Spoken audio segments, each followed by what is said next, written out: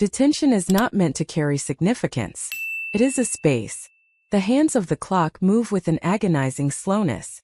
Young minds exhaling softly, fidgeting restlessly, fingers dancing over screens hidden beneath the surface. And here I am, Mrs. Holloway, the one left to oversee them long after the clock has struck 5. I do not offer my services for it. Yet, I refrain from voicing any grievances. The stillness brings a sense of solace. Aside from that Thursday, only one student remained. All others had either absolved themselves or opted out. He positioned himself beside the window. The hood is raised. Gaze lowered. Lofty. Expansive. At that awkward age, caught between the remnants of high school and the vast unknown of adulthood. He was known as Luca Meyer. 17+1. Experienced. Stillness. Detention for talking back. Yet, when I inquired about his words, he merely smirked and replied. A genuine truth. I observed him subtly from the periphery, feigning engrossment in my book. Yet, I found myself not immersed in the pages. I observed intently. Observing. His hands danced restlessly. His pen twirled effortlessly between his fingers, as if he were blissfully unaware of the motion. His gaze upon the world suggested a deep-seated disappointment, yet there remained a flicker of hope within him, a refusal to surrender just yet.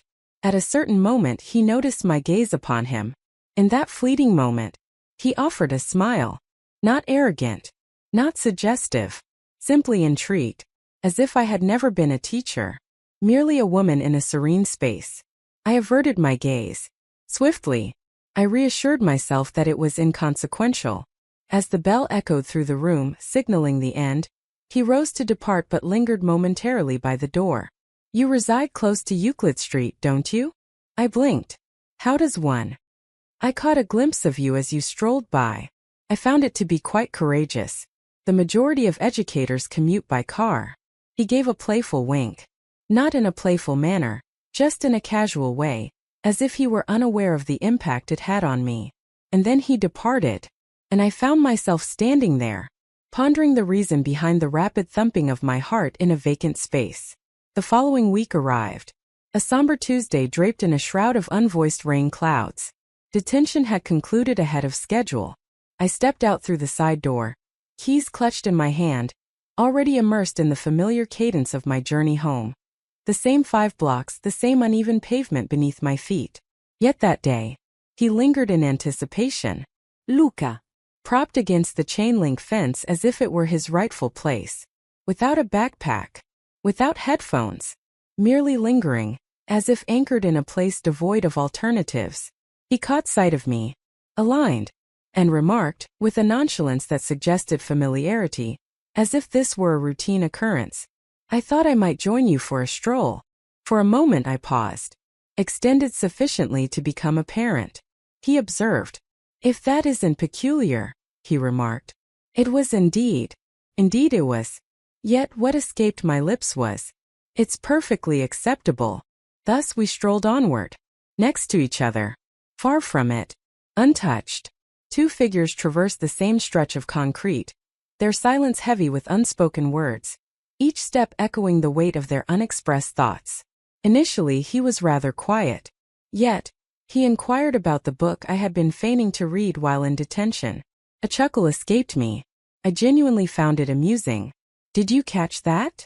He smiled broadly. You continued to flip through the pages, yet your gaze remained fixed. Following that, our conversation turned to literature. And melody. And movies he insisted I was too young to know. As if he didn't grasp that I was nearly twice his age. I repeatedly reassured myself that this was insignificant, that he was merely exercising courtesy. I was showing kindness. Such kindness comes without repercussions.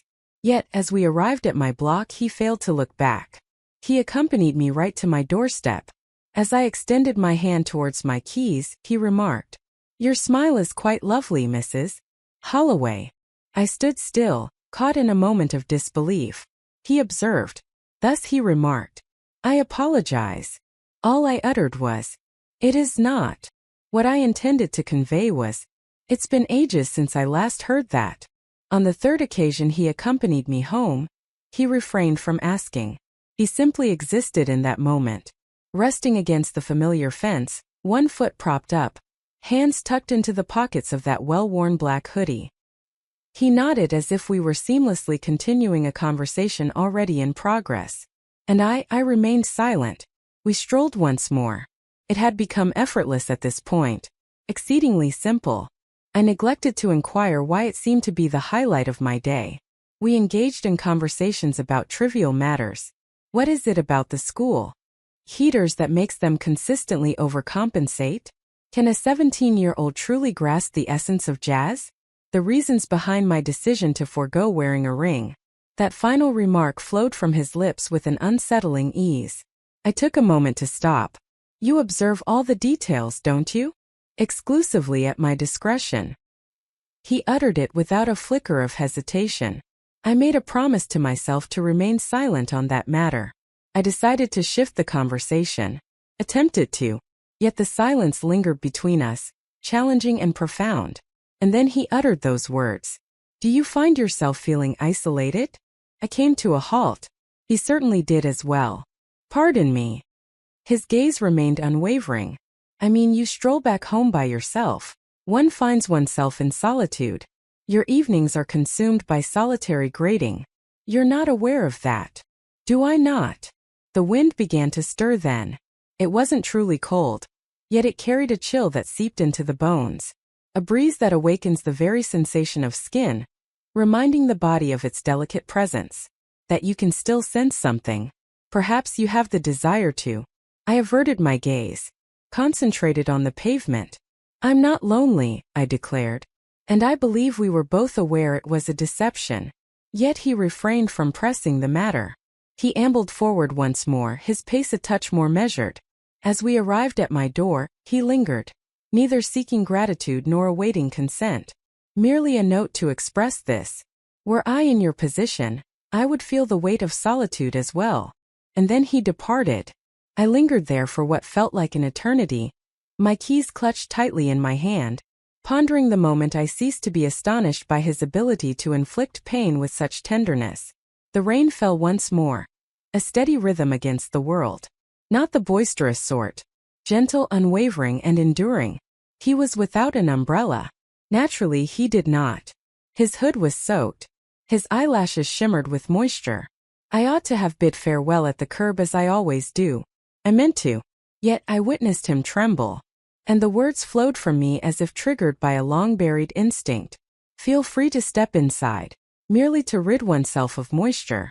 He paused, uncertainty flickering in his eyes. However, it won't last long. I brought water to a rolling boil. He lingered uncomfortably in the doorway, as if aware that settling in would be inappropriate. He scarcely glanced about. I refrained from prying. There I remained in my serene abode, a place where solitude reigned supreme after the clock struck 5. I offered him a cup of tea, chamomile. He wore a smirk yet accepted it. I wouldn't have guessed you were into herbs, he remarked. I didn't expect you to be the type to indulge in that, I replied. We exchanged smiles. It was not mere flirtation. Not at this moment. Only acknowledgement. Two individuals sharing a silence that neither of us dared to define. He perched on the brink of the couch. Moist socks lay twisted upon the cool tile. I sat in the chair across from him, excessively distant to feel near.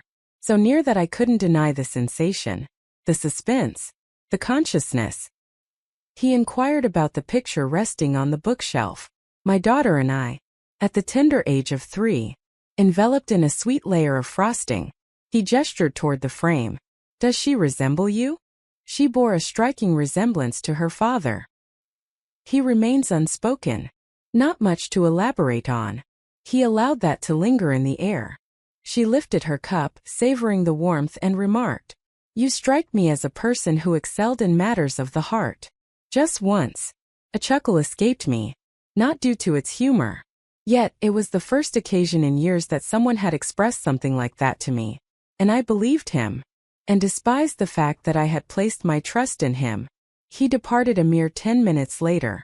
I didn't make any attempts. Did not Tari. He drained the last sip of his tea, expressed his gratitude, and stepped back into the downpour. Yet, just before he took his leave, he lingered in the threshold and proclaimed, "I appreciate you allowing me to join." The house was not the focal point. It was an unspoken truth between us. I never intended to. That's what I told myself. When I first neglected to secure the door, it was merely a matter of routine, a momentary slip, a fleeting lapse in focus. Yet it was not. I verified it that evening. I consistently verify it. I lingered at the threshold, fingers resting on the cold deadbolt. I did not turn it. I reassured myself that it was insignificant, that he would not arrive. He was unaware. He ought not to be aware of that. Yet a subtle hushed voice within me murmured, "What if he did?" Upon returning home 2 days later, I was greeted by a knock at the door. Not at the entrance. In the rear. The exclusive one. The option that remains untouched by all. With deliberate care I eased it open. He lingered in that spot, his backpack hanging low, an air of uncertainty about him, as if he didn't truly believe I would agree. Yet there was a flicker of hope in his eyes that suggested otherwise. I remained silent. I have merely taken a step back. He entered uninvited this time. He removed his shoes. He let his hoodie fall onto the chair as if it were meant to rest there. Once more I brewed a cup of tea. Our conversation was sparse. There was no necessity for that. He reclined on the couch. I took my place beside him, nearer this time, near enough to sense the warmth radiating from his leg, so near that with the slightest turn of my head, our noses would almost touch. Yet I refrained. Nor did he. We simply remained in our seats. Time slips away unnoticed. Currently not engaged in any viewing. As he rose to depart, he offered no words of gratitude. He remained expressionless. He merely stated, "I appreciate the sensation of this." Yet I remained silent. For the same reason I did as well. And that was the most perilous aspect of it all. It's amusing how swiftly the once prohibited transforms into the mundane. It's remarkable how one can convince themselves that a boundary remains unbroken when no one has witnessed the transgression. It began with a single visit, then yet another, and then it ceased to be visits altogether. He simply materialized behind my back door, occasionally with damp locks. At times words seemed to elude me. At times there was a depth in his gaze that spoke volumes.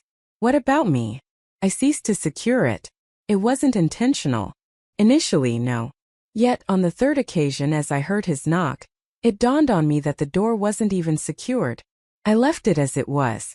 And when I came home from school the next afternoon and found him already there, sitting on my back steps, elbows on his knees, waiting like we did this every Thursday, I refrained from inquiring further.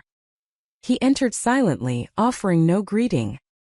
He tossed his shoes aside as if he were meant to be there. He swung open the cabinet door and retrieved his favorite mug. He enjoyed the refreshing taste of green tea infused with a hint of lemon. He remarked that it made him feel older. We reclined on the couch. Near. Stillness. The television emitted a stream of inconsequential images and sounds. In the soft illumination of the screen, I ceased to feign ignorance of his knee lightly grazing against mine. I ceased the charade that his breath didn't soothe a restlessness within me that had lingered for years. He reclined, arms extended behind his head, and for a fleeting moment, the edge of his shirt rose slightly. I gazed, and he noticed my gaze upon him, did not smirk, remained silent. Allow the moment to linger, gentle and abundant, filled with unexpressed thoughts. As he rose to depart an hour later, he made no request for a ride back home. He left without a word of farewell.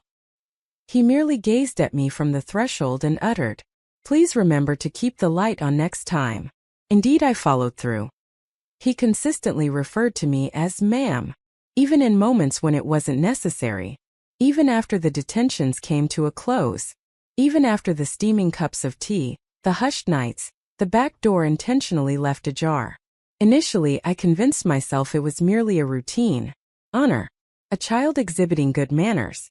Yet with every utterance a knot formed deep within me. It served as a poignant reminder of the person I was meant to become, and who I was forbidden to become. On that particular night, a Wednesday, he lingered longer than usual. "It's too late." Without a second thought, I slipped into my robe, my feet bare and my hair a wild cascade. He reclined on the couch, head tilted back, eyes half closed as if he were meant to be there. As I presented him with the tea, a slow smile spread across his face and he remarked, "Thank you, ma'am." And I recoiled. He beheld it.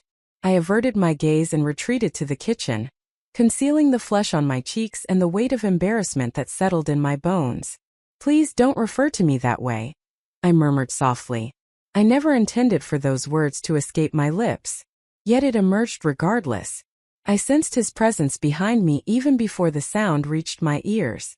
His voice drew nearer, gentler. "So what name shall I use for you?" I chose not to respond. My hands remained clasped around the edge of the counter, holding on as if it were a lifeline. He edged nearer, refraining from contact. Not at this moment, yet near enough to sense. "Speak it," he murmured. With deliberate slowness I pivoted. His gaze remained unwavering, kept my gaze steady, didn't regard me as someone to be handled delicately or with hesitation, merely a person he desired. "You can call me Claire," I said. He offered a smile, spoke it softly, almost inaudibly. "Claire." And it shattered me.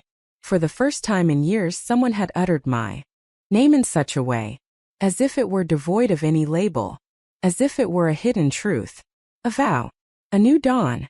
He refrained from kissing me, not at this moment, yet he extended his hand and gently tucked my hair behind my ear. I surrendered to the warmth of his touch, merely a touch, sufficiently ample. I realized that I wouldn't hold him back the next time around. It unfolded gradually. It unfolded differently than the tales suggest, devoid of fervor and urgency, lacking the frantic tugging at fabric in the shadows. Negative. It unfolded gradually, silently, as if we had experienced it countless times in our minds before. The moment had been poised, anticipating our arrival. We simply needed to take that first step inside. He stood in my kitchen. With my feet bare and my robe flowing freely, I let my tea sit on the counter, its warmth fading away, forgotten. He had merely uttered my name, Claire, and I had allowed it to happen. I allowed him to claim it as if it were his own now, and a part of me shattered wide open. I remained still as he approached me. I remained silent as his hand grazed my arm, my hip, the knot of my robe. His fingers moved with a deliberate calm. They came to a halt, anticipated, inquiring silently. In the stillness, I offered my response without a word. I remained still, offering no acknowledgement. I did not murmur yes. I simply leaned into him, embracing the warmth, into the desire. He caressed me as if it were a familiar act, as if he was already familiar with the contours of my solitude, as if he held no fear of it. And for once, I wasn't either. Time seemed to stretch, devoid of any pressing need, free from remorse. Merely a surface. Inhale deeply.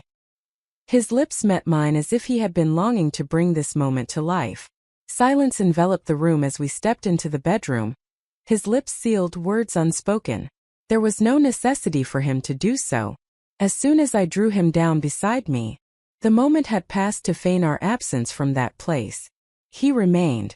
That was the element I found surprising. I believed he would rise, reattach his shirt, utter a half-hearted remark and fade into the shadows.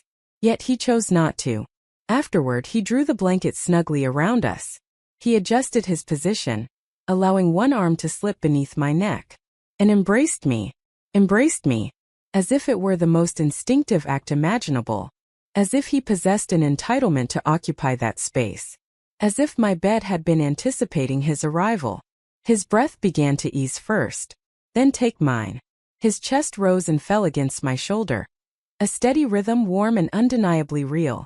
And I simply reclined there, allowing myself to be embraced as if I were not a flaw. It had been ages since anyone attempted that. Not a single soul remained.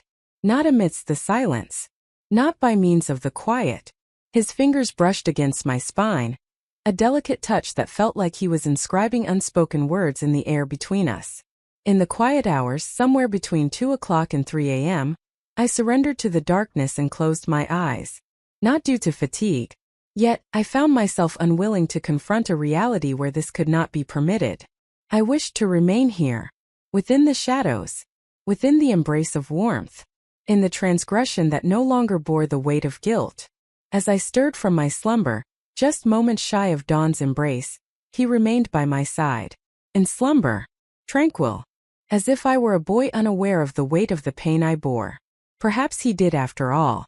Perhaps that's the reason he chose to remain. I found myself in the corridor. The third period had just come to a close. The familiar throng, chuckling, bellowing, banging lockers as if attempting to break through the very fabric of time. And then it reached my ears. Not with great volume. It was never intended for my grasp. Merely two girls by the vending machines. One among them remarked, "Have you heard the news about Luca Meyer?" I stood still, caught in a moment of disbelief. Each fragment of my being. One heartbeat acceptable. With the next heartbeat I find myself submerged. I remained utterly motionless, as if my expression would betray me the moment I stirred. The other girl chuckled softly. Shrugged. He's attractive. Yet there's an unsettling quality to him these days. The initial one. My sister mentioned that he frequently departs from school accompanied by a teacher. She insists she witnessed it on 2 separate occasions. He mentioned that he was about to enter her car. The remainder eluded my ears. My ears fell into a state of numbness. My vision swam as if I had just been struck. I hurried away, brisk, decisive strides, my heart pounding in my chest. I arrived at the faculty restroom and secured the door behind me. My hands trembled with an unsteady rhythm. My reflection appeared foreign to me. It appeared as though someone bore the weight of guilt. One who had engaged in an act so intimate, so enveloped in solitude and the yearning of the midnight hour, only to come to the unsettling realization that the world could sense it regardless. I reassured myself. They are completely unaware. My name went unspoken. Yet Luca's was sufficient. Excessive. For when an audience appears, the veil of secrecy is irrevocably lifted. It is a fissure. Moreover, it is expanding. The event unfolded in the brief interlude between classes. The most dreadful location imaginable. The most unfortunate timing imaginable. As I emerged from the copy room, a pile of papers clutched firmly against my chest. I struggled to maintain a steady breath, to project an air of normalcy, to simply be like everyone else. And then it reached my ears. Claire. I am known by a name. Certainly not Mrs. Holloway. No, ma'am. Just Claire, uttered with unwavering certainty, devoid of trepidation, and without a glance around to gauge the surroundings. I pivoted. Luca. Positioned in that moment, it felt as if this was our corridor. As if the world remained unchanged. His gaze locked onto mine, a gentle warmth spreading across his features, as if he longed for my presence. As if we were the only ones in existence. Yet we were not. I noticed the heads pivoting. 2 students linger by the lockers. A different educator further along the corridor. Silence enveloped the room. Yet their gazes sharpened. Their inquisitiveness intensified.